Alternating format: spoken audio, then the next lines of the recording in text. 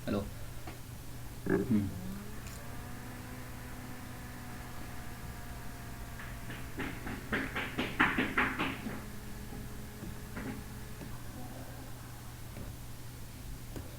Hello. एक होती है मॉलिक्यूल्स के पास, एक तो एवरेज एनर्जी होती है सभी के पास, है ना। उसके बाद जो ट्रांजिशन स्टेट के लिए जाने के लिए जो एनर्जी की ज़रूरत पड़ती है उसे बोलते हैं ई एक्टिवेशन, ई ए, या दूसरे वर्ड में E threshold minus E difference होता है E A, activation energy E A equal to E T H minus E R, है ना। ई ए का डेफिनेशन ये है कि मतलब एक नॉर्मल स्टेट से अपने को ट्रांजिशन स्टेट तक जाने के लिए जो एनर्जी डिफरेंस होता है वो एक्टिवेशन एनर्जी, उसे एक्टिवेशन एनर्जी बोलते हैं, है ना। जैसे अगर इसमें डिफरेंस ज़्यादा होगा तो रिएक्शन धीरे होगी, अगर डिफरेंस कम होगा तो रिएक्शन फास्ट होगी।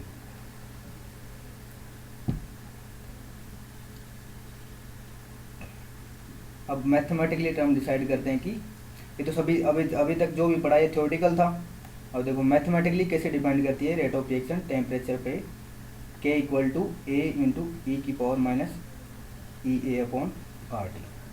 फाइनली मैथमेटिकली टर्म्स ये डिसाइड हुआ कि के और टेम्परेचर के अंदर ई ए क्या, यहाँ एक्टिवेशन एनर्जी का मैंने अभी बताया ही तुम्हें, ई थ्रेशोल्ड माइनस ई आर।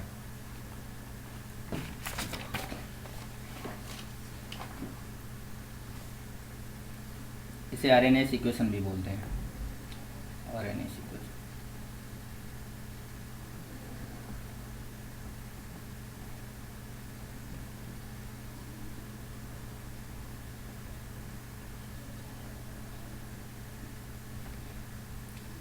के क्या, के तो रेट कांस्टेंट है ही, के इक्वल टू रेट कांस्टेंट तो पहले से पढ़ ही रहे हैं।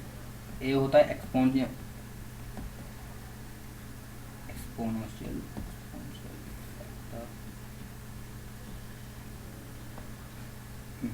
ए एक्सपोनेंशियल फैक्टर, या ये होता है कि फ्रीक्वेंसी फैक्टर। फ्रीक्वेंसी मतलब अपन अभी अपने पढ़ा था कि प्रॉपर ओरिएंटेशन होना चाहिए और कोलिजन के बीच में। अब इन्फाइनेटली कोलिजन होगी, उनमें से कुछ कुछ ही लेंगे अपन, रेट ऑफ रिएक्शन के अंदर कुछ कुछ ही कंसिडर करेंगे क्योंकि इम्प्रॉपर को नहीं करेंगे। तो ए वो फ्रीक्वेंसी डिफाइन करता है जिससे प्रॉपर ओरिएंटेशन हो, मतलब कोलिजन प्रॉपर ओरिएंटेशन में हो। एक थ्योरेटिकल टर्म है बस,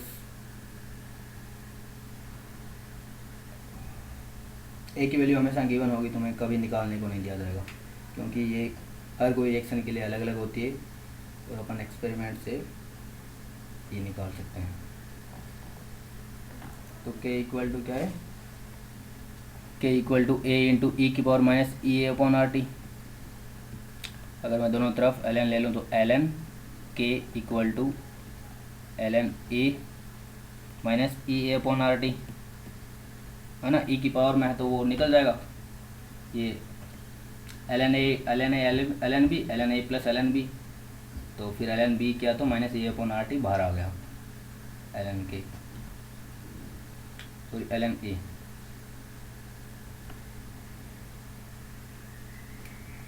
अब अगर मैं एल एन के और एल एन सॉरी 1/t के बीच में ग्राफ खींचूंगा तो क्या आएगा, एल एन के अपॉन 1/t के बीच में ग्राफ खींचा तो क्या माइनस ई अपॉन आर, इसकी यही ग्राफ है Y equal to M X plus C type का। तो एम क्या है, माइनस 1/r, एम की value minus E upon R. M इस डायरेक्शन में क्या है, minus E A upon R. C की वैल्यू क्या है, एल एन ए, सी क्या है एल एन ए। तो अगर ग्राफ खींचूंगा तो देखो एम की वैल्यू नेगेटिव आ रही है, माइनस ई अपॉन आर। ई क्या एक्टिवेशन एनर्जी, क्योंकि वो तो हमेशा पॉजिटिव होती है ना, क्योंकि ट्रांजिशन स्टेट की एनर्जी सबसे ज़्यादा होती है जो एवरेज एनर्जी होती है रिएक्टेंट्स की। तो उन दोनों का डिफरेंस होता है, तो एक्टिवेशन एनर्जी हमेशा पॉजिटिव, आर एक कांस्टेंट है वो भी पॉजिटिव है, तो माइनस ए अपॉन आर क्या हुआ, एक नेगेटिव वैल्यू, मतलब एम नेगेटिव है।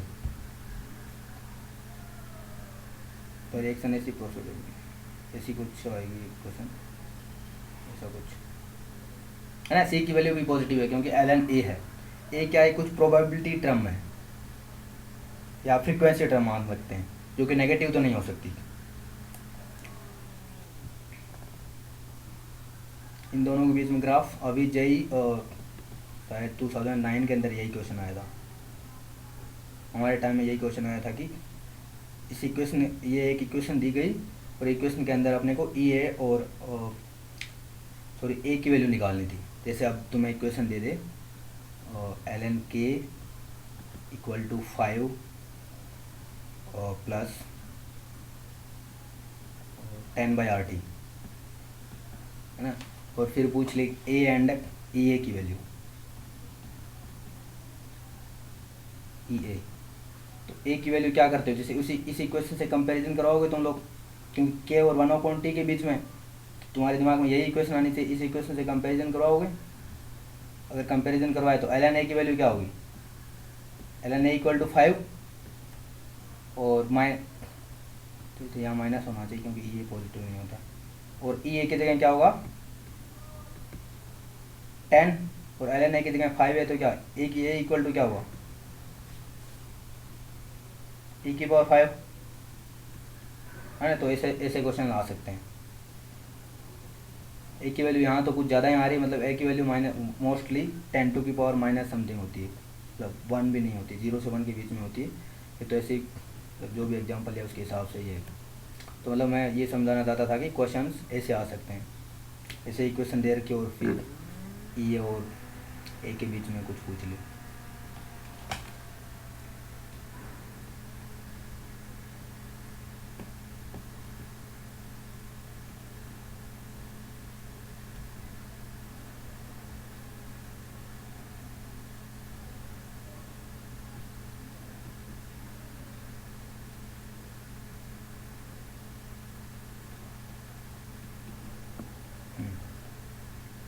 अब आते हैं रिवर्सिबल रिएक्शंस। रिवर्सिबल रिएक्शंस का कुछ एक डीपीपी के अंदर, अभी लास्ट डीपीपी के अंदर एक एग्जांपल पढ़ा था, एक क्वेश्चन था, जैसे ए गिव्स बी और K1 और K2 था, तो उसका K इक्विलिब्रियम निकालना था। उस टाइम सोल्व किया था वहाँ।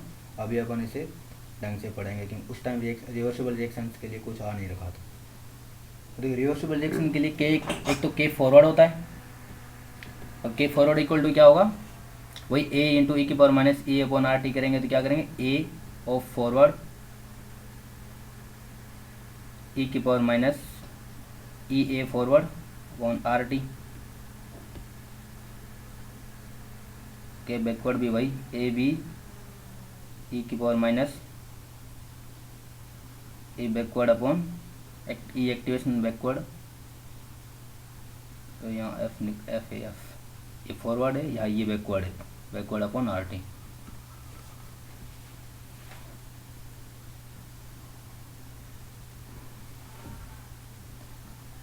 अब के इक्विलिब्रियम क्या होता है, के इक्विलिब्रियम इक्वल टू होता है K forward upon K backward.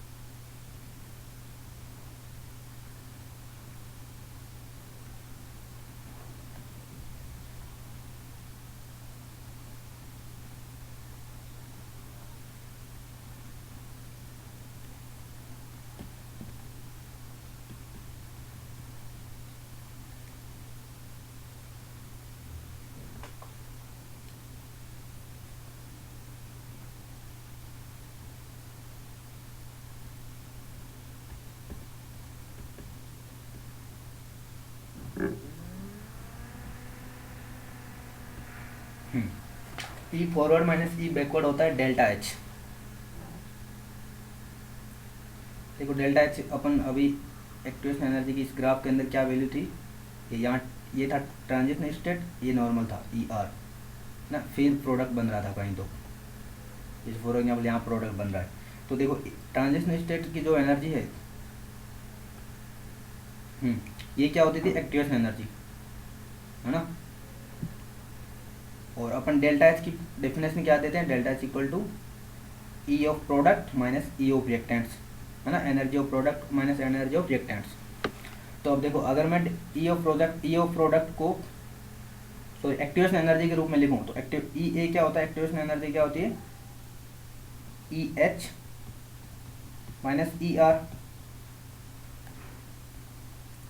है ना। ई एच यहाँ होता है sorry E T H, E threshold minus E are. तो अगर इसी डेफिनेशन से तुम इन दोनों इक्वेशन से डेल्टा एच निकालोगे तो फाइनली ये आ जाता है E forward minus E backward delta H equal to, जैसे होता है E product minus E reactants. तो अब बीच के अंदर बीच वाली एनर्जी आती है ट्रांजिशन स्टेट वाली, तो ट्रांजिशन स्टेट वाली एनर्जी दोनों में माइनस हो जाती है।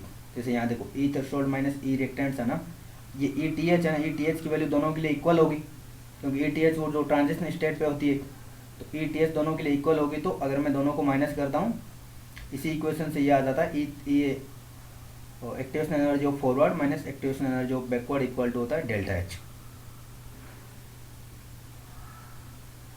अभी तुम्हें लग रहा होगा कि एक्टिवेशन एनर्जी तो सिर्फ फॉरवर्ड रिएक्शन के लिए होनी चाहिए, बैकवर्ड के लिए कैसे होगी, क्योंकि देखो अगर रिवर्सिबल रिएक्शन है तो क्या होगा, रिएक्टेंट से प्रोडक्ट बनेगा, प्रोडक्ट से रिएक्टेंट्स बनेगा, है ना। तो अब देखो रिएक्टेंट्स के लिए इस ग्राफ के हिसाब से क्या है, रिएक्टेंट्स के लिए ये होनी चाहिए एक्टिवेशन एनर्जी, है ना, नॉर्मल एनर्जी से जो एनर्जी ट्रांजिशन स्टेट के लिए चाहिए। प्रोडक्ट के लिए क्या होनी चाहिए, ये होनी चाहिए, क्योंकि प्रोडक्ट को वापस से ट्रांजिशन स्टेट से निकलना होगा, फिर वापस रिएक्टेंट्स बनना होगा। तो रिवर्सिबल रिएक्शन के लिए दोनों हो सकती है, ई एक्टिवेशन फॉरवर्ड और ई एक्टिवेशन बैकवर्ड। और फाइनली डेल्टा एच की वैल्यू ये होती है, delta H equal to forward minus backward. और के इक्विलिब्रियम की क्या होती है, K forward minus K forward upon K backward. जैसे अगर इसके अंदर दोनों तरफ एल एन ले लूँ तो आ जाता है मेरा L N K equilibrium equal to minus delta H upon R T plus L N of A forward upon A backward. या इसके अंदर भी ग्राफ बनाऊंगा तो इसे 1/t और एल एन के इक्विलिब्रियम के बीच में ग्राफ एक तो ये आ सकता है, ऐसा तब आएगा जब डेल्टा एच की वैल्यू पॉजिटिव होगी। दूसरा ग्राफ ये आ सकता है कि ये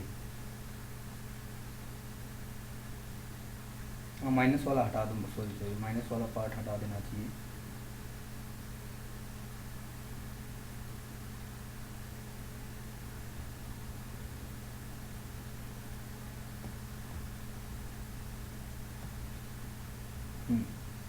माइनस वाला पार्ट इसलिए हटा दिया कि 1/t मतलब माइनस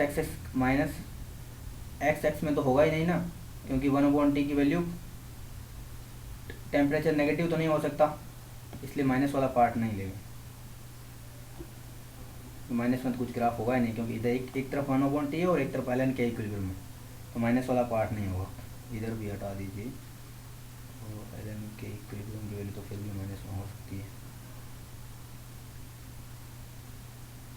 1/t और एल एन ऑफ के इक्विलिब्रियम, है ना। तो ये क्या हो, delta H is greater than 0 के लिए ये है, और डेल्टा एच लेस देन 0 के लिए ये है। डेल्टा एच ग्रेटर देन 0 का मतलब क्या होता है, एंडोथर्मिक, और लेस देन 0 का मतलब होता है एक्जोथर्मिक। तो इसके नीचे एंडोथर्मिक लिख लो एंड इसके नीचे एक्जोथर्मिक।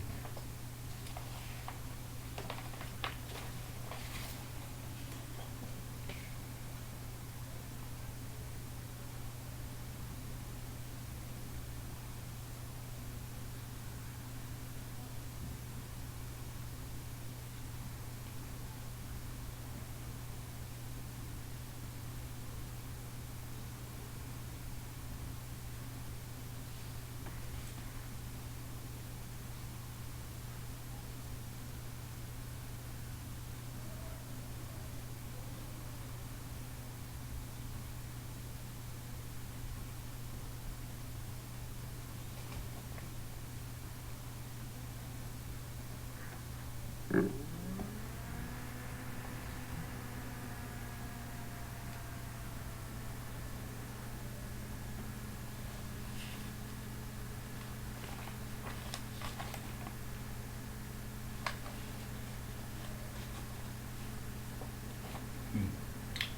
रिवर्सिबल रिएक्शन से पहले क्या था, के की वैल्यू के की के इंटू ई की power minus E A upon R T.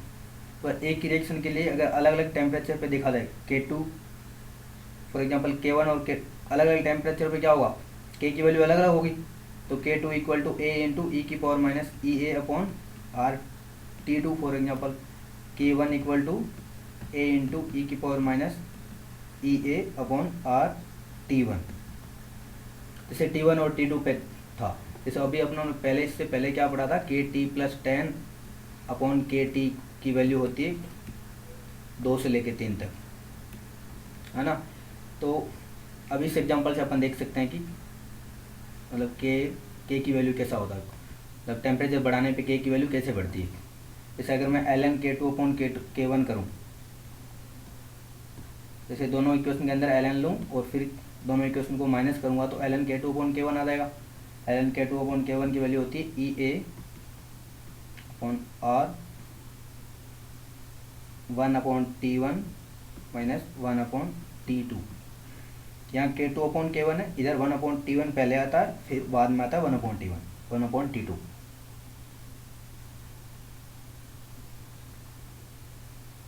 तो अब तुम्हें पता चल रहा होगा अगर टेम्परेचर बढ़ाने पे क्या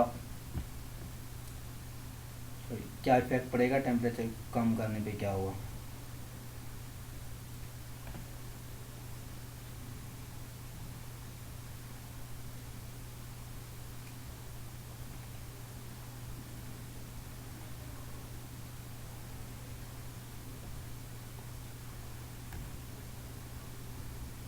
ये इक्वेशन हमेशा ध्यान में रखना है, याद रखना है तुम्हें। L N K two upon K one equal to E A upon are